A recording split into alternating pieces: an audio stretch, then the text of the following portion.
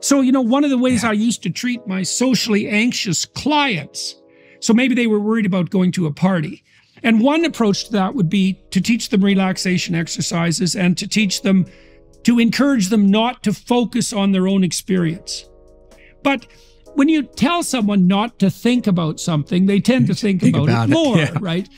Right. So what I did was I said, well, go to that party and pick a couple of people and try to make them comfortable. That's interesting. Yeah, a little jujitsu there. That makes sense. It worked like a charm, because, well, first of all, as soon as most of these people who were socially anxious had some social skill. Not all of them. Some of them were very badly socialized and they were anxious because they just didn't know how to behave in a social environment. But some of them had social skills that they'd shut off because of their anxiety. And then if they focused on being hospitable, let's say, then, well, they weren't thinking about themselves, and then they were effective and their anxiety went away and they started to flow into a natural conversation. So, another thing worth pointing out, say, on the hedonism front is that not only is short-term gratification of your whims a bad strategy, even to gratify them, but because it's associated with self-consciousness, because it's associated with what you want right now, it's also a direct pathway to high levels of negative emotion. Absolutely. So part of depression is self-consciousness. You look at like definitions of depression, part of it in there, it's that neuroticism piece. And thinking about yourself is not a recipe for happiness. Like, think about anything but yourself. And also what you're saying is great with, you're talking about that as a manipulation to deal with social anxiety. You also see that in some of the social psych work on egotism, where people want self-esteem.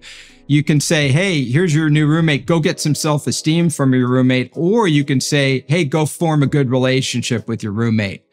People who go out and try to form a good relationship with the roommate end up getting self-esteem. The people who try to get self-esteem don't get self-esteem. So the self-esteem is sort of a side effect or epiphenomenon of forming close relationships with people. But if you go directly that's so important. Yeah.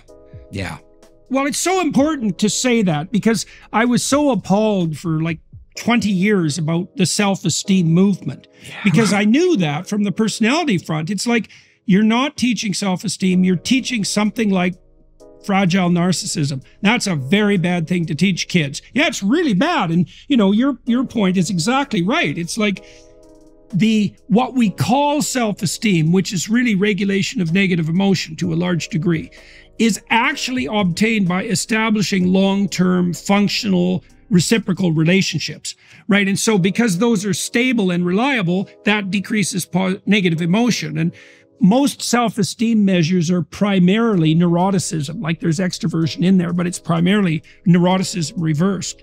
So yeah, it's so interesting that, and psychologists could do this. They could teach people, we've done a bad job of this, that the best pathway to emotional self-regulation is through service to other people, right? And that's a great deal for everybody. A long time ago, Gene Twenge and I took a look at this and wrote a book called The Narcissism Epidemic. And we were looking at the cultural changes really emerging out of the self-esteem movement and other things. And that's exactly what you found is people said, well, we need to give kids self-esteem. So what we'll do is make them feel special. I'm like, that's a disaster. The way you make people self-esteem is you have positive, loving relationships and age-appropriate challenges so they can get some confidence and a sense of connection. And as you pointed out, relationships are a long-term, durable source of well-being. I mean, I can be close to my siblings for 50, 70 years, hopefully, if we make it. Getting self-esteem from winning or being cool or attractive is a shorter-term game. Thrill of victory, agony of defeat.